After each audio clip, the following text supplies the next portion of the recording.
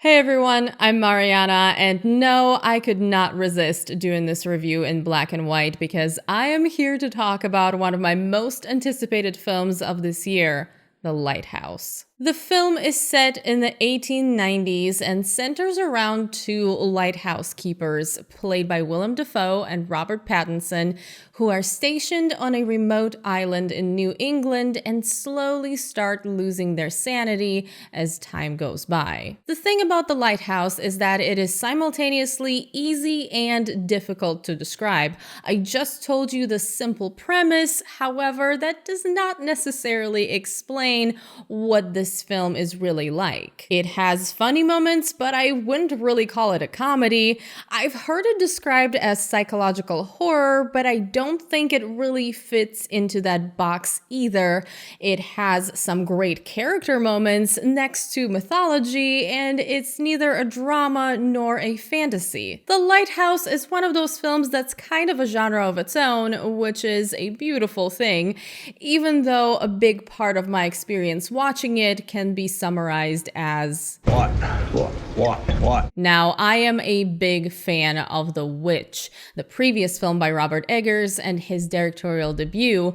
It's not only one of my favorite horror films, but actually one of my favorite films in general. And if you've seen it, you know that some of it is open to interpretation. Now, when it comes to the director's second feature, The Lighthouse, most of it is open to interpretation, and if you're someone who likes definite answers, this one may be a bit of a challenge. On its surface, The Lighthouse is a gradual descent into madness, and it's a purposefully disorienting experience.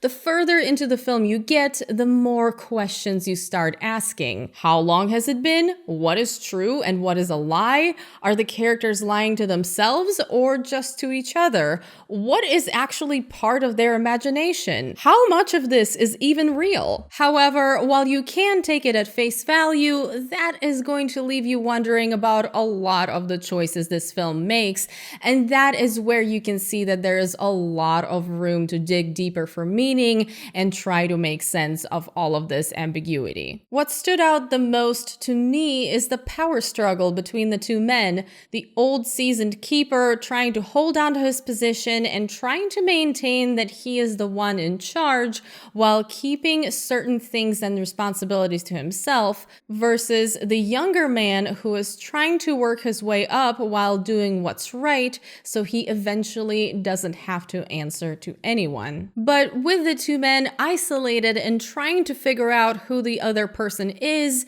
you know things are bound to get a lot more intense. Is there going to be a breaking point? Where does the madness come in? What does it all say about masculinity, which is also a very prominent theme, just like femininity was a big part of The Witch. Add to that allusions to Greek mythology and classic literature, and you have a film that can fuel discussion for hours, while also potentially making you want to do some research and learn more about all of these references. I will say though, this ambiguity in the storytelling did not 100% work for me.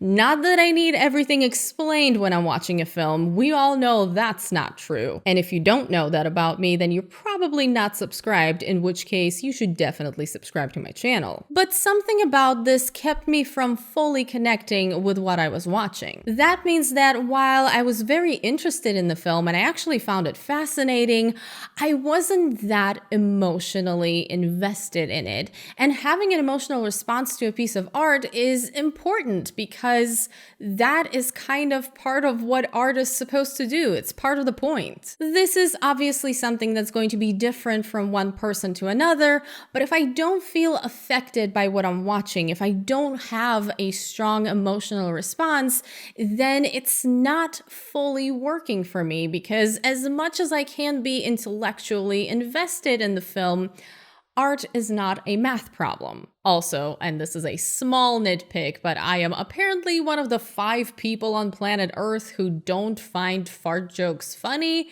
Small part of the movie. I realize this, not a big deal, but I could have done without those. To get back to the positives of the writing though, I will say that the ending worked for me 150%. I loved it, and the third act in general was my favorite portion of the film by far. Also, I actually found the dialogue to be surprisingly quotable. Obviously, from the visual standpoint, The Lighthouse is a treat and something that absolutely deserves to be experienced on the big screen. The cinematography is out of this world, and there are some of the most stunning shots I've seen, not just this year, but within the past few years for sure. Also, I am here yet again praising the score. I don't even know what my favorite score of 2019 is anymore, but this one is by Mark Corvin, who wrote the fantastic score for The Witch, and he knocks it out of the park once again. Just the perfect score for this film, and the foghorn being integrated is so epic. Did not know how much I needed more foghorn in my life. Finally, the performances. The Lighthouse would not have been the film that it is without the two leads, Willem Dafoe and Robert Pattinson. Both are award-worthy performances, probably also both career best performances.